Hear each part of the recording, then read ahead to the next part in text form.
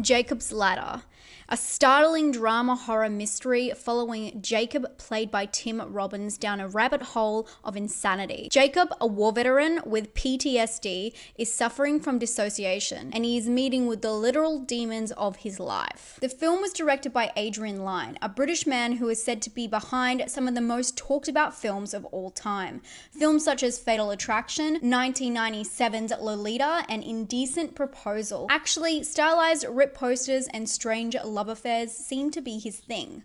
But Jacob's Ladder didn't have any of these trademarks. Instead, it became one of the most talked about films of the 90s. The imagery of the film is said to be based on several artists' work, including Joel Peter Whitkin's photography. Whitkin's photography is in black and white and has a vintage carnival feel. It's some of the most beautifully haunted pieces you'll ever see. And although this film doesn't exactly show these images, it definitely takes its haunting aspect. This could also be the inspiration for the visual effects, which were all filmed live. There was no post-production effects added. Although the film is sped up to create some illusion, everything you see in the film is practical. One of my favorite aspects of the film is the use of masks. These demons and ghouls are following Jacob, and they transform into everyday people with the practical use of creepy masks. I think that is genius. This adds to the overwhelming feel of dread in this film. You're not sure what's real, and you're not sure if the people are indeed people or just demons in disguise. But Jacob's Ladder was the film that was almost never seen, and this is because of its dramatic ending. I'm a huge fan of the way this film ends, and there's several other films like this that have the same kind of ending, but I think it's the only thing that makes sense. The story goes that there was new leadership in Paramount Pictures when the film was being made, and they demanded that they change the end. But Line and the writer Bruce Joel Rubin remained firm, and years later, a different production company picked up the film and gave Line complete creative control for the final cut. I think that this film is so interesting. It is original, it uses practical effects, and it is just a mind warp. I was gonna say the F word, but I didn't. In fact, I just rewatched it now because I haven't seen it in a couple of years, and it's just as haunting as I remember. The funny thing about this film is it actually reminds me of one of my favorite films of all time, is the original Pet Sematary, because it deals with the aspect of death and life, and also with the death of a child.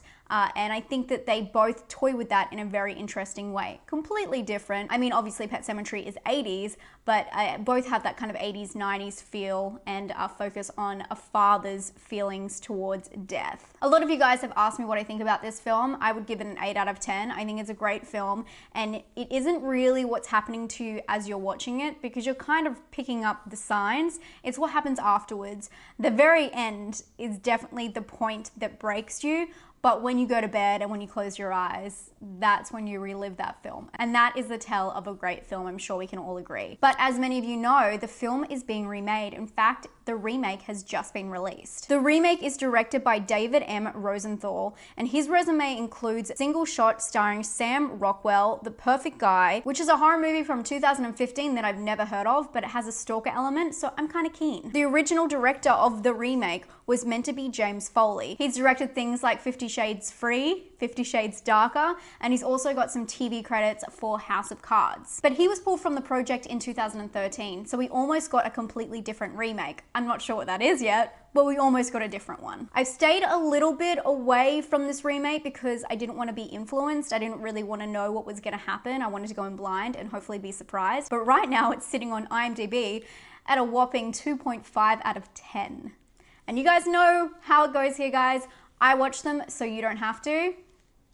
Here goes nothing. I'm about to watch the remake and let you guys know my true and honest feelings. Help.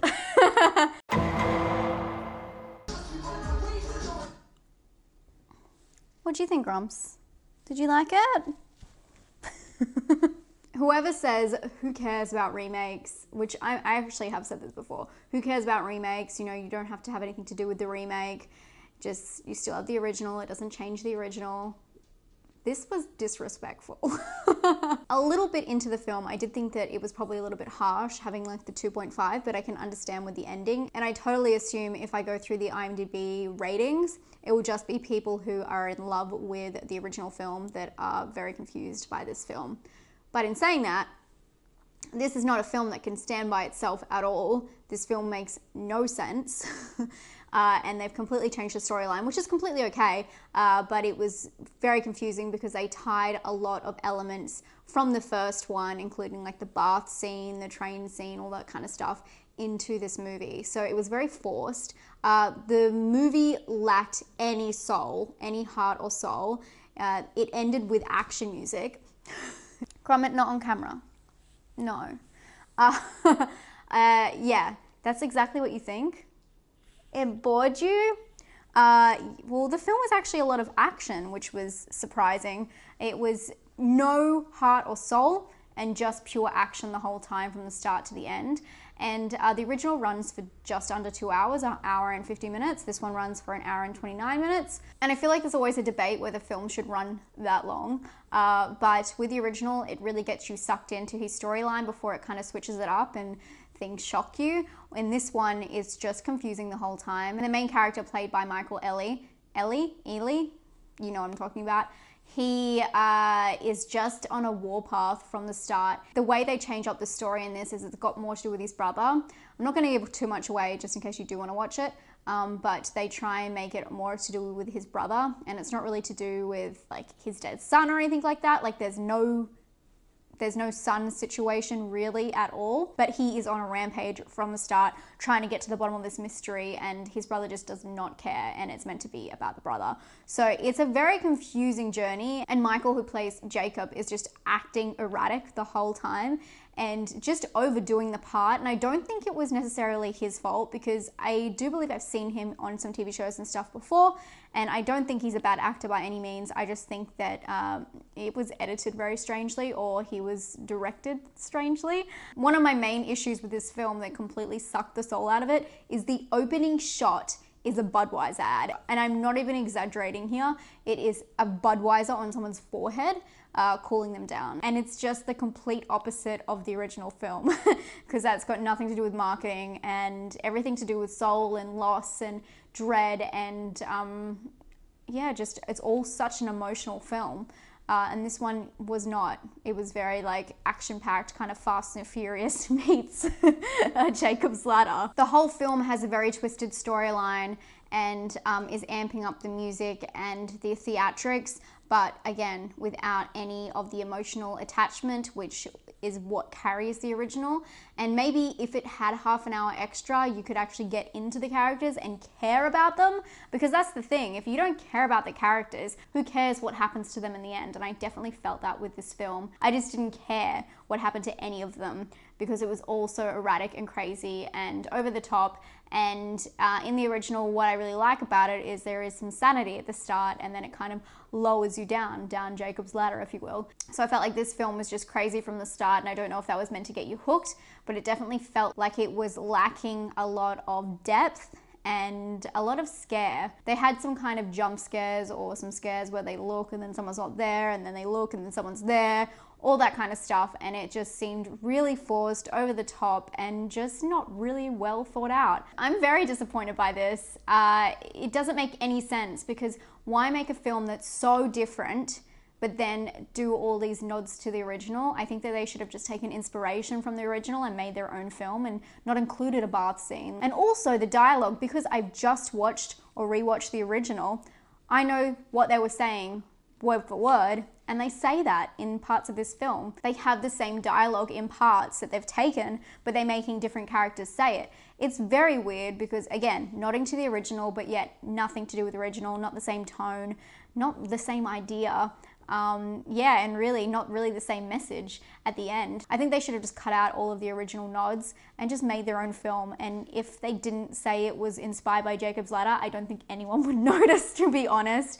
I think you guys should totally avoid this, but if you do want to see it, I mean, check it out. It will really annoy people who love the original, I can guarantee you that, and it's just a mess. It's a complete mess, so I really wouldn't recommend it. I'm gonna give, out of 10, I'd probably give it a 3 out of 10.